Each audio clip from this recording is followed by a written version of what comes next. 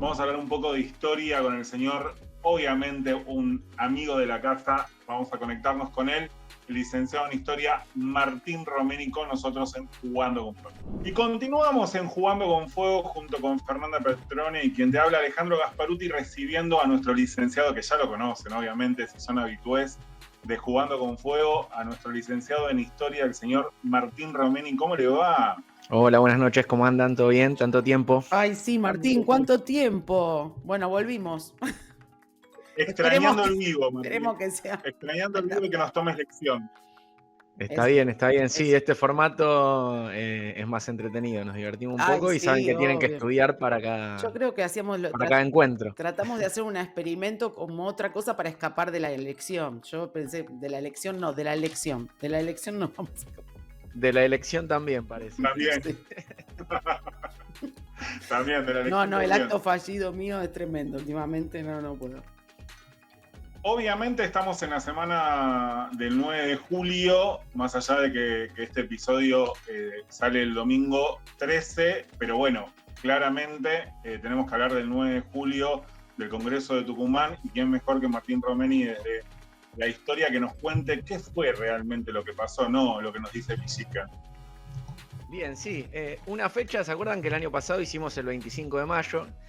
Y siempre sucede esto de que cuando uno, por ahí los programas de televisión o en la radio le preguntan a la gente en la calle, no se sabe diferenciar mucho qué pasó el 25 de mayo y qué sucedió el 9 de julio, ¿no? Dos fechas emblemáticas, fundantes de lo que es la historia argentina, pero que tienen características propias. Mientras el 25 de mayo fue la Revolución de Mayo, o sea, fue ese grupo de patriotas rompiendo lazos de gobierno con lo que era el Imperio Español, con la corona española.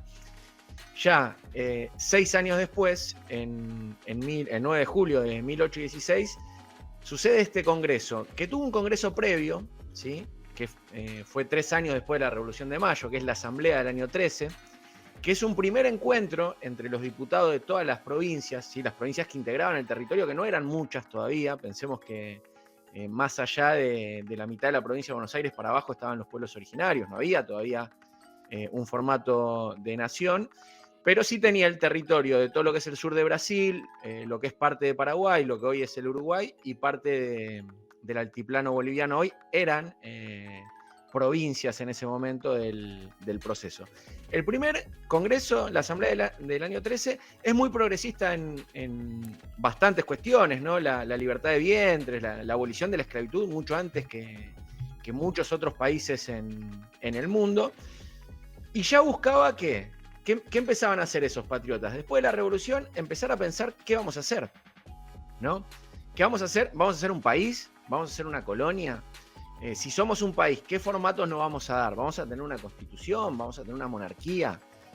Esa discusión que ya se empezaba a dar en el proceso posterior a 1810. Recuerden que en 1810 se liberan de España, pero no es una independencia. Claro, esa es como la diferenciación, que a veces se confunde todo y se cree, ya somos libres, definitivamente independientes, digamos, sin la independencia de 1810 y no. Exactamente. ¿Se acuerdan que habíamos hablado que Mitre en 1810 lo que dice es, en realidad ya era una independencia, pero ponen la máscara de Fernando VII para que no vengan los ejércitos españoles? Galasso esto lo discutió diciendo, era mucho más brava la situación, ahora la vamos a ver en 1816 que en 1810 para declarar la independencia. Era mucho más picante en 1816 que 1810. Lo que sucedió en 1810 es que en realidad lo que querían estos criollos no era independizarse de España, sino tomar el gobierno, ¿sí? Claro. Tener derechos políticos que no lo tenían durante el periodo de lo que era el monopolio de comercio, sobre todo de la corona española.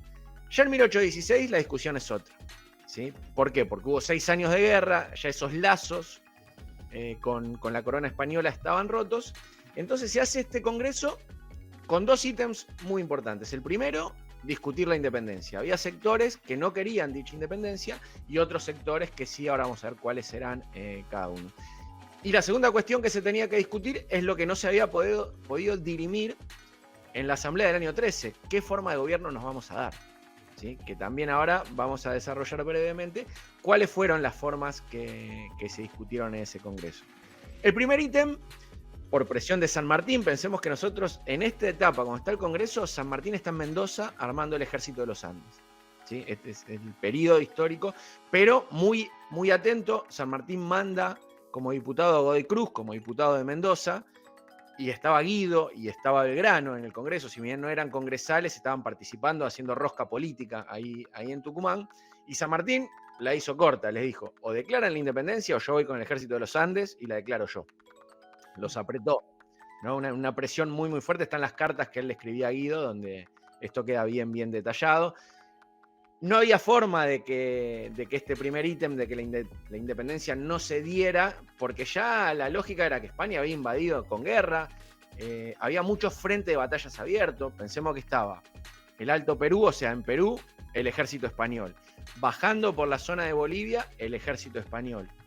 El ejército español en Chile. San Martín no había cruzado para independizar Chile todavía, ¿sí? Entonces tenías ya 3 focos de guerra que los revolucionarios nuestros estaban atendiendo, y por otro lado había un conflicto interno, ¿sí? Que era entre Buenos Aires y la Liga de los Pueblos Libres, que no era moco de pavos, era el armado político que había hecho Artigas, y que en este momento del Congreso, ese sector no participa del Congreso de Tucumán, se abre, ¿sí?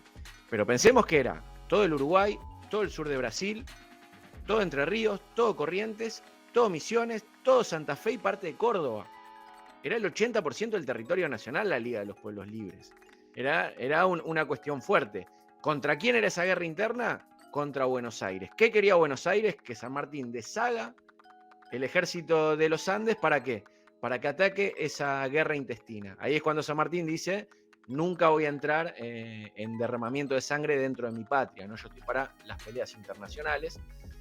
Ese era, imagínense, el conflicto bélico que había, lo endeble de este Congreso, ¿no? No había un poder central, no había ejército, los ejércitos eran emprendimientos privados como el que había hecho San Martín, no había nada.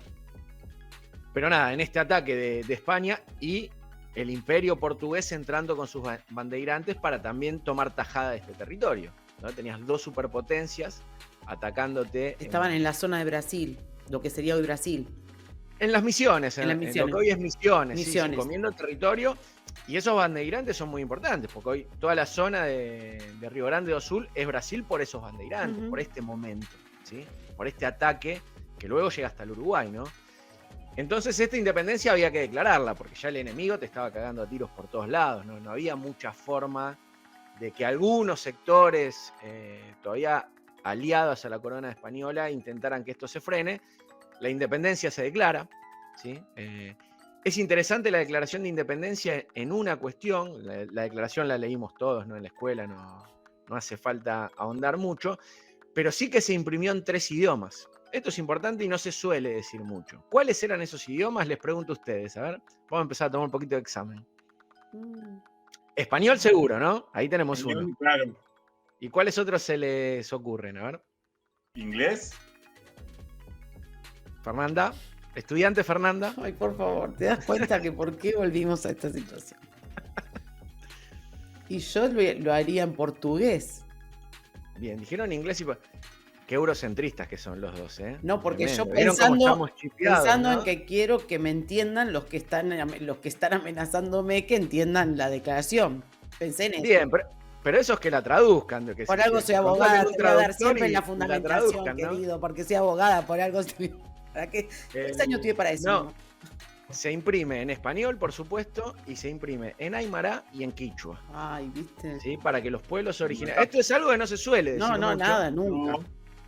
Para que los pueblos originarios tomen dimensión, pensemos que esto es en Tucumán, que el 90% de las poblaciones del NOA eran pueblos originarios, que casi todo Bolivia era parte del territorio y había que hablar.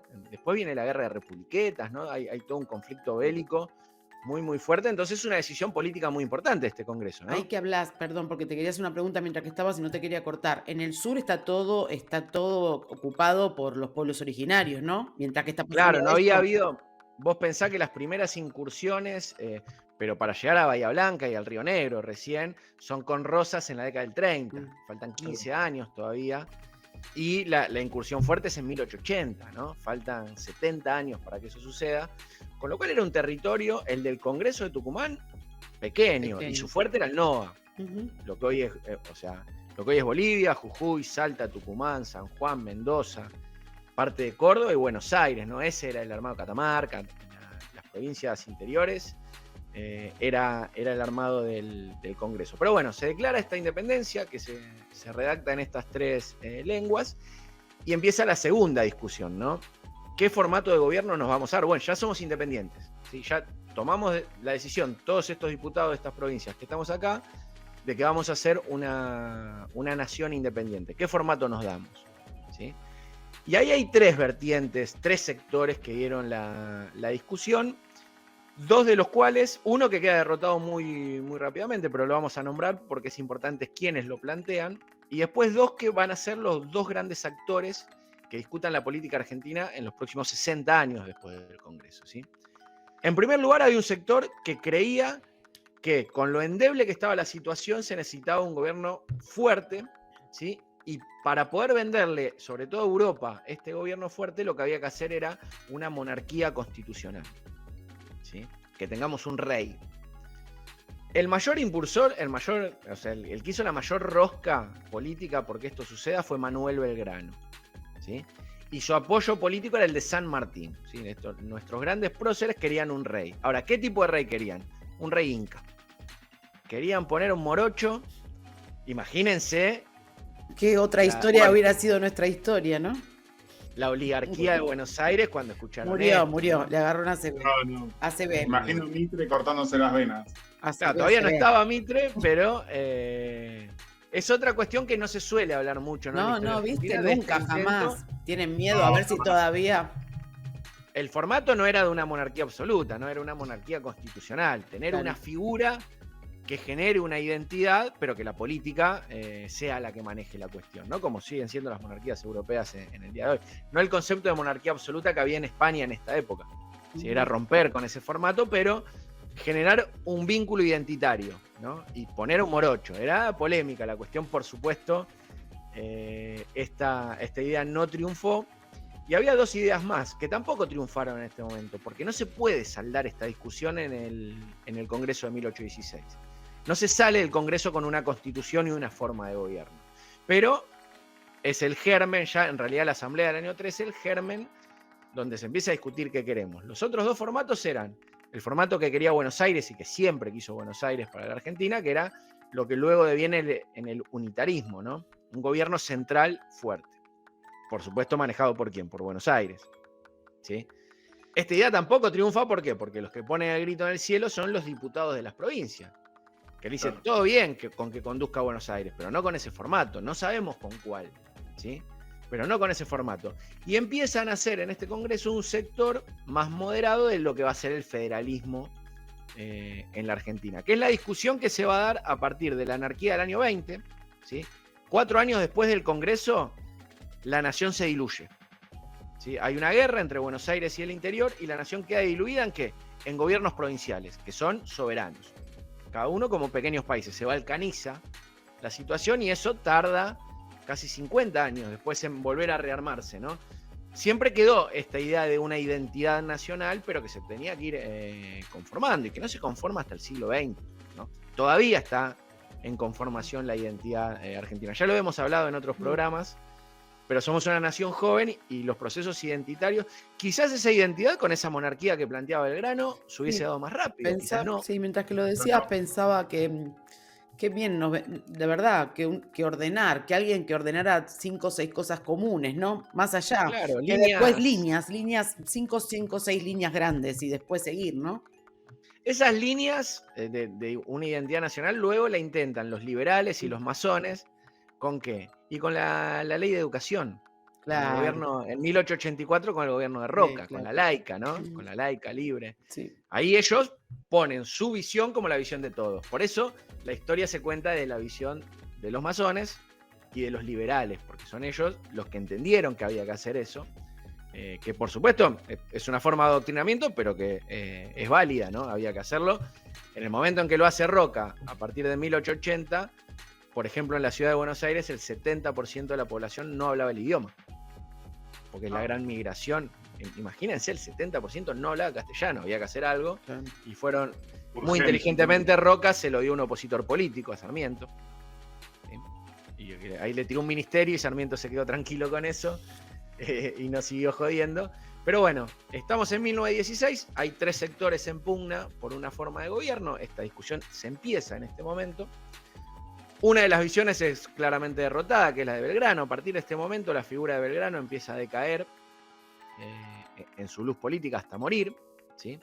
El sector más jacobino, que podríamos decir más federal de la Revolución de Mayo, ya estaban todos muertos, quedaba solo Belgrano.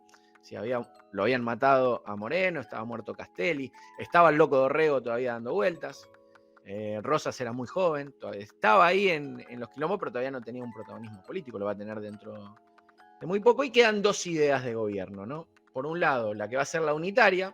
Idea unitaria es un centralismo, ¿sí? Un gobierno central que decida todo. ¿Qué es que decida todo? Como para que lo entendamos hoy. Que se elija un presidente y ese presidente elija a todos los gobernadores a dedo. Es un gobierno unitario. No hay una cuestión de un federalismo soberano. Y por otro lado había un sector moderado en el Congreso de federalismo y hay otro sector que no participa del Congreso, que es la Liga de los Pueblos Libres, manejada por Artigas, con sus grandes ejércitos, que planteaba un federalismo mucho más fuerte que el de los Estados Unidos, ¿sí? Donde cada provincia sea casi soberana y vieron que el gobierno federal que tenemos nosotros hoy, ¿cómo es? La nación tiene todo lo que las provincias le ceden, no tiene poder propio, tiene poder por cesión, ¿sí? Ese es el acuerdo que se llegó a partir de 1853. Bueno, el gobierno central que planteaba Artigas era solo para diplomacia y guerra. Después cada provincia con su constitución, igual hoy la tienen, ¿no? Sí, tienen todos una sí. Pero era un federalismo mucho más, casi una confederación que planteaba Artigas con respecto a lo que había. ¿Qué hizo Buenos Aires? Puso toda su plata no en el Armado Nacional, sino en aniquilar a Artigas. El gran enemigo dejó de ser el Imperio Español. Ustedes piensen que desfinanciaron a San Martín. San Martín hace su emprendimiento, lo hemos vivido todo en la escuela, pidiéndole las joyas a las damas de Mendoza, ¿no? Porque lo dejaron sin un peso, lo degradaron. San Martín dejó de ser general de la nación, pero le importó 3 carajos y continuó con su ejército. Pero para que se entienda, la gesta de Chile y luego la gesta de Perú no fueron aprobadas por el gobierno de Buenos Aires, podríamos decir, el directorio que manejaba Martín Pueyrredón. San Martín se mandó igual. Dijo, me importa 3 carajos, a mí la tropa me responde, y lo hizo igual. Pero, ¿qué quería Buenos Aires? Atacar los sectores internos. Y es así que se alía con el Imperio del Brasil y con Inglaterra para acabar con ¿quién? Con Artigas, que era su gran enemigo. ¿Sí? Y lo logran. Terminan derrotando a los ejércitos de Artigas en otro formato de gobierno que podría haber sido, ¿no? El de la Liga de los Pueblos Libres. Es interesante. Y es interesante esto, que en toda esta discusión hay un sector que gana, ¿sí? Y es el sector que nos cuenta la historia de Villiquen. Ahí usted había empezado, Ale, diciendo eso. ¿Qué es? Y el 9 de julio estaban ahí en esa casita de Tucumán, los muchachos se juntaron, era todo paz, armonía y nos liberamos de España y fuimos la nación argentina. Bueno, esto no es así. Brindaron con vino, se abrazaron entre todos y ya está. Esa era una gran discusión de puja de intereses, de asesinatos, de guerra, de cuestiones que aparte generan una guerra civil que se termina de saldar en 1880, ¿sí? Lo que viene en la Argentina después del Congreso de Tucumán y de no saldar esas diferencias es una guerra intestina hasta que termina ganando un sector que luego toma el formato que tenemos hoy. Hoy nosotros somos un federalismo centralista, es medio raro, ¿no? Como es el formato de gobierno. Porque estamos todos de acuerdo en que es una república federal, pero también estamos todos de acuerdo de que quien tiene la chequera del gobierno central es el que manda. No hay mucho poder. Bueno, esta semana hubo ahí se rebelaron un poco los gobernadores, pero no es lo que suele suceder. Los gobernadores van a aplaudir a los presidentes porque necesitan de la plata del gobierno central. Exacto. Entonces es un federalismo medio raro, es como se dio también, ¿no? Cada sector tiene su forma. Y eso es un poquito lo más interno que sucedió en este congreso del 9 de julio de 1816, ¿no? Quería contar algo de lo que no se suele contar siempre un montón de cosas que no sabíamos, Martín, como siempre. Como siempre, Martín, un placer tenerte. Gracias por traernos la otra versión, la que nunca se escucha, no la de Villiquen, como decíamos al principio. y por traernos tanta data que no vemos y que tanto necesitamos hoy en día para saber de qué se trata esto de que llamamos patria, o algunos llaman patria, y se llenan la boca hablando de patria, y ni siquiera saben cómo se formó. Así que gracias por traernos tanta luz en tanta oscuridad. No, por favor, como siempre, un gusto. Y bueno, viva la patria. Viva la patria. Nos vemos en 15 días, volvemos a encontrarnos. Buenísimo, vamos a ver con qué tema. Se los voy a anticipar antes para que estudien. Por favor, te lo pido, por favor, porque sos el primer profesor que no me da el temario antes. Es con bolillero la próxima. Prepárense. 3 temitas, pero por lo menos me da posibilidad de estudiar, che. Gracias, Martín. Un placer enorme y nos reencontramos dentro de 15 días. Dale, buenísimo. Nos vemos, chicos. Un abrazo. Abrazote.